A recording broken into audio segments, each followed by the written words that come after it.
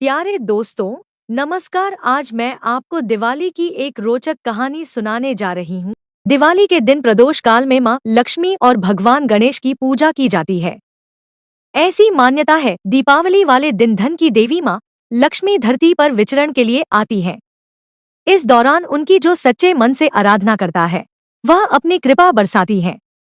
दिवाली के दिन कई लोग माँ लक्ष्मी को प्रसन्न करने के लिए व्रत रखते हैं और शाम को विधि विधान से पूजन के बाद व्रत खोलते हैं। जानिए दिवाली की यह पावन कथा। एक पौराणिक कथा के अनुसार एक गांव में साहूकार रहता था। उसकी बेटी हर दिन पीपल के पेड़ पर जल चढ़ाने के लिए जाती थी। जिस पीपल के पेड़ पर वह जल चढ़ाती थी, उस पेड़ पर माँ लक्ष्मी का वास था। एक दिन लक्ष्मी जी ने साहूकार की बेटी से कहा कि वह उसकी मित्र बनना चाहती है। लड़की ने जवाब में कहा कि वह अपने पिता से पूछकर बताएगी। घर आकर साहूकार की बेटी ने पूरी बात बताई। बेटी की बात सुनकर साहूकार ने हाँ कर दी। दूसरे दिन साहूकार की बेटी ने लक्ष्मी जी को सहेली बना लिया। दोनों अच्छी सखियों की तरह एक दूसरे से बातें करती। एक दिन लक्ष्मी जी साहूकार की बेटी को अपने घर ले आईं। लक्ष्मी जी ने अपने घर में साहूकार की बेटी का खूब आदर किया और पकवान परोसे। जब साहूकार की बेटी अपने घर लौटने लगी तो लक्ष्मी जी ने उससे पूछा कि वह उन्हें कब अपने घर बुलाएगी।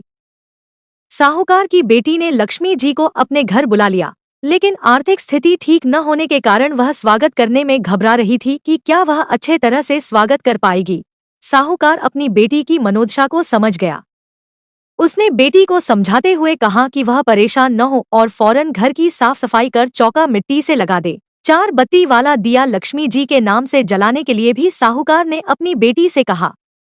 उसी समय एक चील किसी रानी का नौलखा हार लेकर साहूकार के घर आ गया। साहूकार की बेटी ने उस हार को बेचकर भोजन की तैयारी की। थोड़ी ही देर में माँ लक्ष्मी भगवान गणेश के साथ साहूकार के घर आईं और साहूकार के स्वागत से प्रसन्न होकर उस पर अपनी कृपा बरसाई। लक्ष्मी जी की कृपा से साहूकार के पास किसी चीज की फिर कभी कमी न हुई। मित्रों, आपको ये कहानी कैसी लगी कमेंट करके जरूर बताएं। आगे की वीडियो देखने के लिए please like share subscribe and press the bell icon. Thank you for watching my videos.